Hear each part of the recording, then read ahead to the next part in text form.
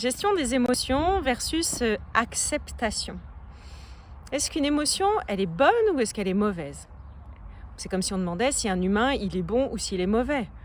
Je sais que j'ai des qualités, que j'ai des défauts, et vous, derrière la caméra, c'est tout à fait pareil.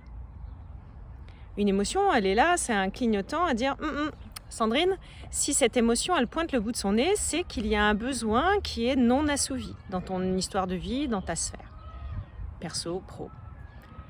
Et qu'est-ce qu'on doit faire des émotions quand elles pointent le bout de leur nez? J'entends régulièrement, ou je le lis, gestion des émotions. Ça m'agace. Ça m'agace parce qu'en fait, c'est comme si on leur donnait une couleur, si on les mettait dans une case, et c'est trop restrictif. Dans mon histoire de vie, dans mon parcours, en fait, je vois qu'il est plus intéressant, plus transformateur, plus salvateur, en fait, d'aller plonger dans l'émotion, d'aller au cœur de l'émotion pour aller voir, en fait, ce qui nous dérange.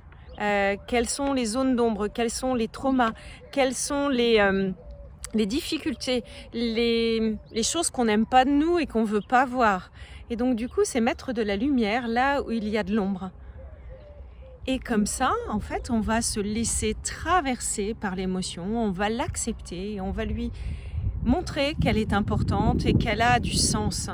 Et à ce moment-là, c'est là qu'on va transformer le plomb, ce qui nous plombe, en or. C'est là que mon rôle, mon job, il prend tout son sens parce que j'aime vous accompagner, vous aider à vous rééquilibrer, à retrouver votre équilibre et à aller voir en vous toutes les pépites, ce que vous avez à l'intérieur de vous pour pouvoir amener la magie dans votre vie. Alors ce mois-ci, mois d'avril, eh bien, on va parler d'émotions pour les dirigeants, les chefs d'entreprise et les femmes.